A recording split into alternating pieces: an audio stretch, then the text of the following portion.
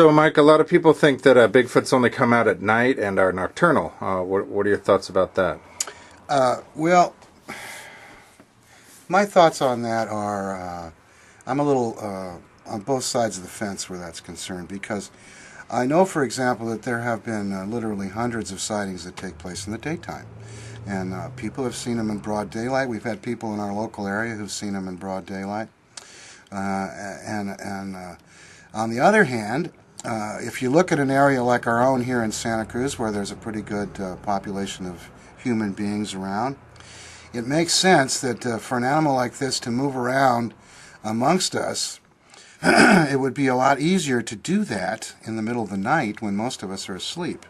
And we have done some nocturnal research around here, and we have discovered that there's a great number of animals that are very active during the night.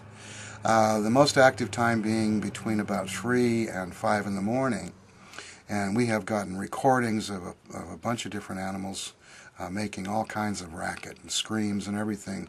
And it's funny how few people really are aware of these sounds in the middle of the night. Occasionally people get awakened by these loud screams, and they take note of it, and we hear about it quite often.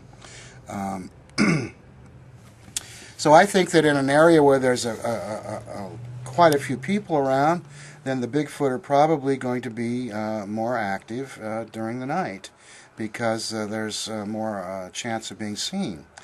But I would guess that in a great big forest or someplace up in the Pacific Northwest where there's a huge wilderness area and these things have got tons of space to wander around in without being afraid of bumping into a human being, I'm sure that they're active during the daytime as well.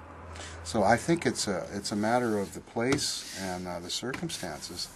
And human beings, for example, are not nocturnal, but we are nocturnal. I mean, there's people who work day shifts and people who work night shifts, and we manage to fill all these niches. And that's the thing about the Sasquatch that seems to be so similar to us, that they also fill a variety of habitats and niches, even including the time of day when they're going to be active.